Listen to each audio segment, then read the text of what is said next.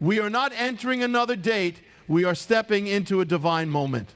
May 21st, 2025 is not a suggestion on the calendar. It is a summons from heaven. A spiritual convergence is approaching, and the question is not, will it come? The question is, will you be ready? There is a stirring in the heavens. A frequency is being released that only the sensitive can hear. It is not coming from man, not from governments, not from the media.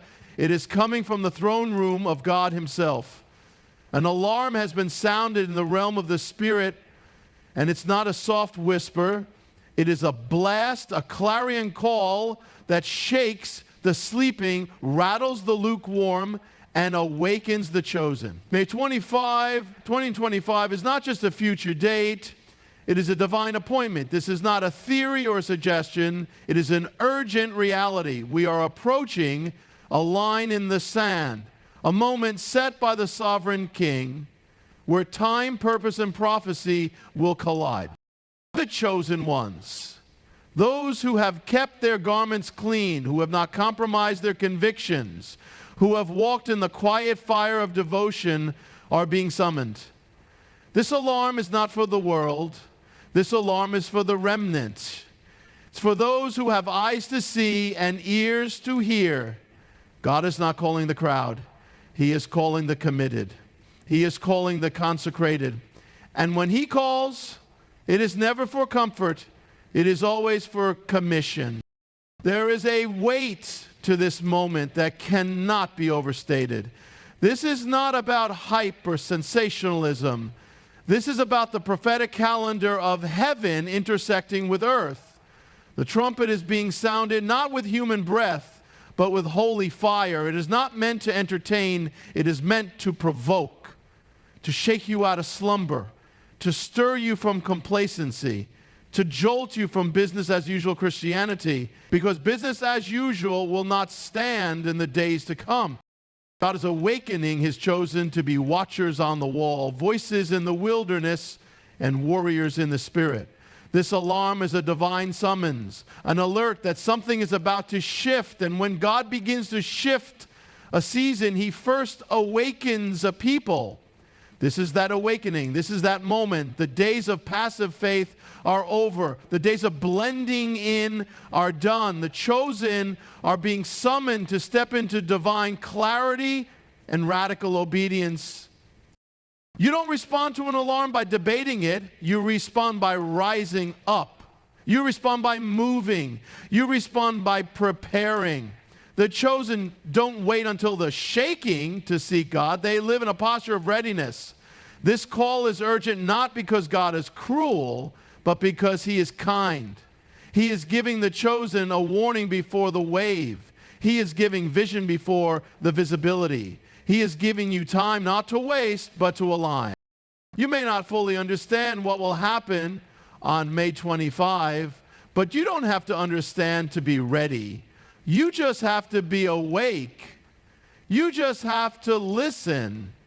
Because heaven is speaking, and those who are chosen, those with oil in their lamps, will not be caught unaware. They will be found burning. They will be found ready. They will be found rising.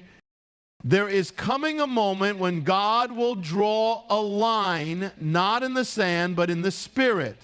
May 25, 2025 will not merely be a date. It will be a divine checkpoint, a moment when heaven makes a clear distinction between those who are his and those who are not. This won't be a judgment from man. It won't be a religious sorting. The chosen are not just believers, they are marked ones. They are those who have been walking in hidden obedience, consecrated in the quiet, unshaken by the compromise of culture. And on this appointed day, something will shift in the unseen realm. God is not separating to shame, he is separating to seal. In the days of Moses, there was a moment when the line was drawn. Who is on the Lord's side? That moment is coming again, not with tablets of stone, but with fire from the Spirit. This is not about outward appearance. This is not about platform, popularity, or performance. This is about posture.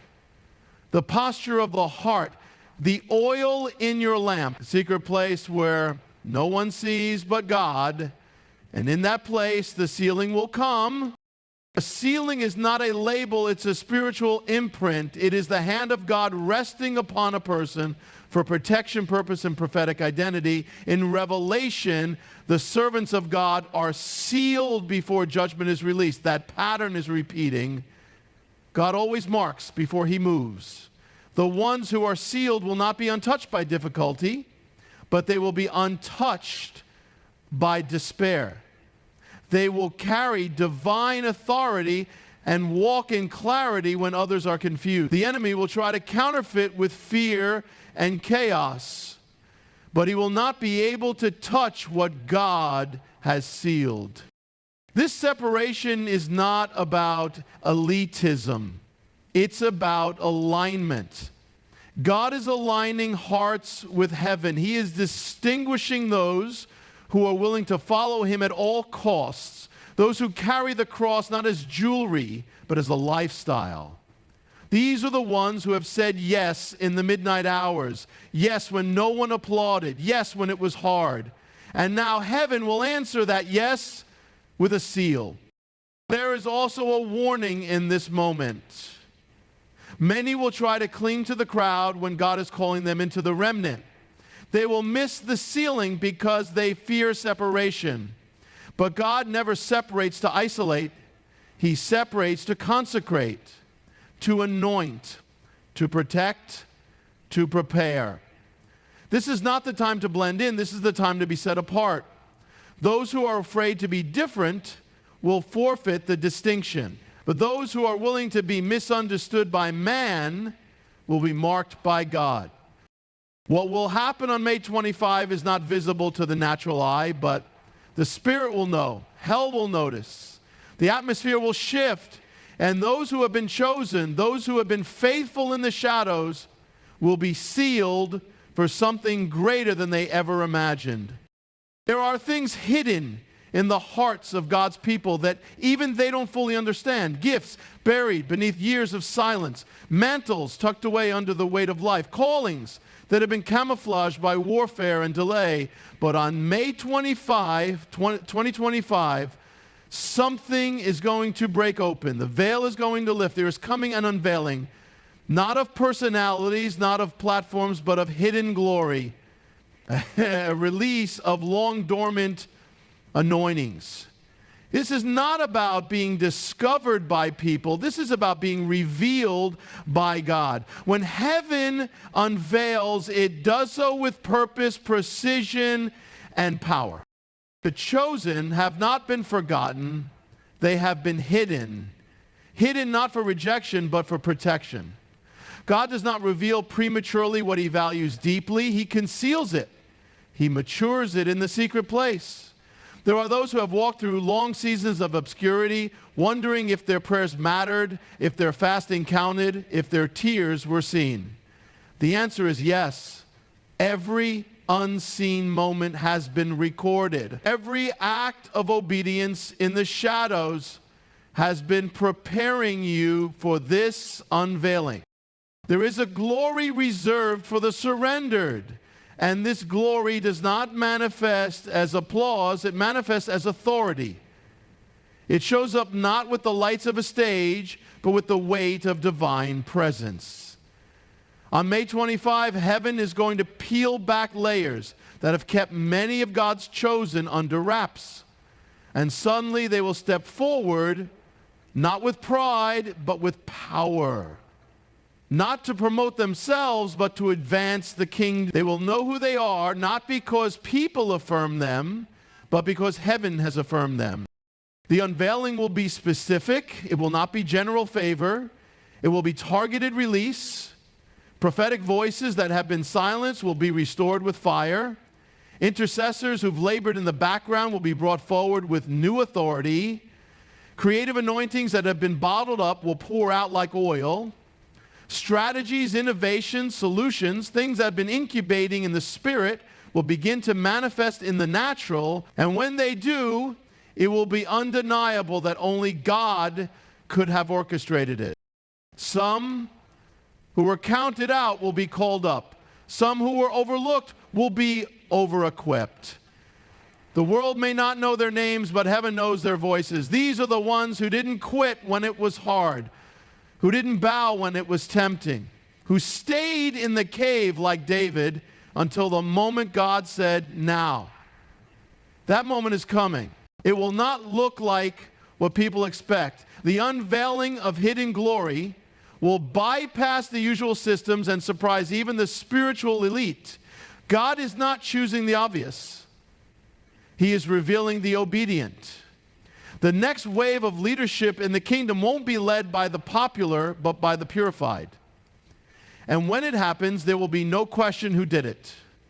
The chosen won't have to announce themselves. The glory resting on them will speak louder than words.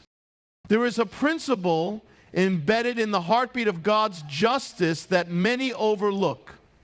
Judgment does not begin with the world, it begins with the house of God.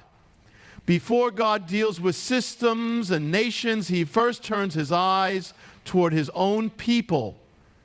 May 25, 2025 will mark the beginning of a divine reckoning, not in the courts of the earth, but in the courts of heaven concerning the church. This is not a judgment to destroy, it is a judgment to purify. It is a moment where God will address the compromise, confront the mixture, and refine the remnant. The days of playing church are coming to a close. The holy is about to confront the hollow. For too long, many have taken grace as permission to be passive. The message of mercy has been misused to tolerate mediocrity.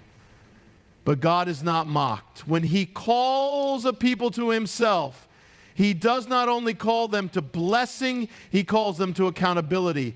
Judgment in the house does not mean condemnation. It means correction.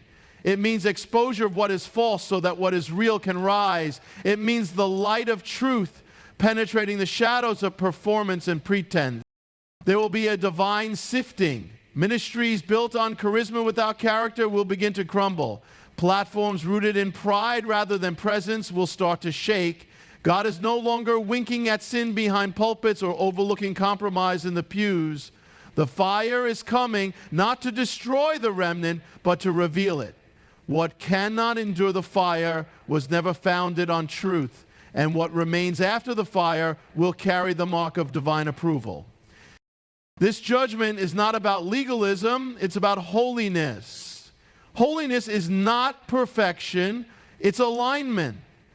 It is when hearts are fully yielded, when lives are no longer lived for applause but for obedience. God is calling his house back to himself.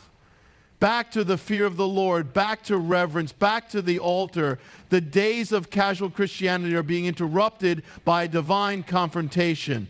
The Holy Spirit is stepping in and saying, this far and no further. Those who respond with humility will experience revival. Those who resist in pride may experience removal. God is not playing games in this hour. He is jealous for his bride. And he is not coming back for a distracted or deluded church. He is coming for a spotless one. That spotlessness will not come through man's efforts, but through his refining. And that refining begins now. On May 21st, the shaking will not start in the world. It will start in the sanctuary. And it will be unmistakable. Some will be offended. Others will be awakened. The difference will not be in how loud the judgment is, but in how soft the heart is. The chosen will not fear it, they will welcome it, because they know that when judgment begins at the house, it means glory is about to follow. There is a new breed rising, not defined by denominations, not limited by titles, and not confined to buildings. They are kingdom carriers, sons and daughters who have been through the fire, who have come out with the smell of smoke, and who now walk with the authority of the King. May 25, 2025 will mark a moment of emergence. These are the ones who have been prepared in the hidden places, trained in trials, and forged in the furnace of surrender. The world will not recognize them by fame or followers, But by fire and fruit, the Spirit of God is about to release these carriers into positions of influence, not for their glory, but for His. These carriers will not be bound by systems that have kept the church stagnant. They will not wait for permission from man when they have already received commissioning from heaven. They are not rebels. They are reformers. They are not seeking a platform. They are moving with purpose. Their authority does not come from degrees, conferences, or connections, but from deep intimacy with the Father. They know His voice. They carry His presence. And where they go, atmospheres will shift. This rise is not sudden in the Spirit. It is simply the moment of release. Many of these individuals have walked through seasons of intense warfare, wilderness, and silence. They have been misunderstood, overlooked, and underestimated. But now the tables are turning. What has been cultivated in secret will be demonstrated in public, not for applause, but for alignment. God is raising them up to confront darkness, tear down strongholds, and usher in divine order. They will carry healing in their hands, fire in their mouths, and clarity in their spirits. These kingdom carriers will not all look the same. Some will emerge in business, others in education, media, government, arts, and more. They will infiltrate every sphere, bringing with them a supernatural wisdom and strategy. They will not speak Christianese. They will speak the language of heaven with the authority of sons. Demons will recognize them, systems will resist them, but the kingdom will advance through them. They are not trying to fit in. They are sent to stand out. What makes them different is not just what they carry, but how they carry it. With humility, with purity, with obedience. They do not chase power, they steward it. They do not chase influence, they embody impact. The Lord trusts them because they have allowed themselves to be emptied of self so they could be filled with Him. Their lives are not their own, and that is exactly what makes them dangerous to darkness. Well, the rise of kingdom carriers is not about a movement, it's about a manifestation. It's the manifestation of the sons and daughters of God that creation has been groaning for, and on May 25, the groan becomes a roar. These ones are not coming with hype. They are coming with heaven. And when they rise, they will not come to visit. They will come to establish the kingdom of God is within them, and through them it will be revealed. Yeah, there are seasons when God moves in patterns, and then there are moments when He moves in power. May 25 will be one of those moments. A divine inflection point where time itself begins to bend to the purposes of heaven. We are stepping into a time of acceleration. What would normally take years will happen in months. What requires striving in one season will manifest through surrender in the next. This is not natural momentum, it's supernatural propulsion. The Spirit of God is setting things into motion that no man can stop, no demon can delay, and no system can contain. Acceleration does not mean chaos. It means divine alignment. It means that heaven has issued a green light, and what has been waiting behind the curtain will now step onto the stage. For many of the chosen, this acceleration will look like sudden doors opening, long-standing prayers being answered, and prophetic promises coming into view. What was once foggy will suddenly become clear. What was once impossible will now feel inevitable. This is not hype. It is holy timing. God is redeeming the time for those who have remained faithful through delay and disappointment, for those who have stayed the course even when it didn't make sense. Acceleration is coming like a rushing wind, not to elevate pride, but to fulfill purpose. The slow and painful process of the past was not wasted. It was necessary. It prepared hearts, refined motives, and built endurance. But now, the pace is shifting. The divine clock is ticking differently, and what once seemed like a distant future will now unfold in the present. This acceleration is not only personal, it's corporate. The church itself is being thrust into a new era. The days of slow-moving, man-made agendas are coming to an end. Movements that once took decades to gain traction will now find momentum in moments. A generation that once struggled to find its voice will suddenly roar. Ministries will be birthed overnight. Strategies will be downloaded in the Spirit with clarity and precision. This is not man's doing, it is God's intervention. But acceleration also requires agility. When God moves quickly, we must move obediently. There will be no time to debate what God has already confirmed. Delayed obedience will cost too much in this season. Those who hesitate may miss the window. The chosen must live in a posture of readiness. Hands open, hearts yielded, ears tuned to the whisper of the Spirit. God is not waiting for us to catch up. He is inviting us to step in. There will be supernatural speed, but also supernatural grace. Grace to carry what is coming, grace to sustain what is released, grace to remain grounded as things shift at a pace we've never known. And through it all, the chosen will move, not by might, not by power, but by the Spirit. It is time to run, time to rise, time to receive what has been delayed. May 25 is not the end of waiting. It is the beginning of movement. What we are approaching is not just another date on a calendar. It is a divine intersection, a prophetic hinge upon which destinies will turn. May 25, 2025, is not for the distracted or the disinterested. It is for the chosen, those who have been set apart, refined in the fire, and sealed in the secret place. The alarm has sounded.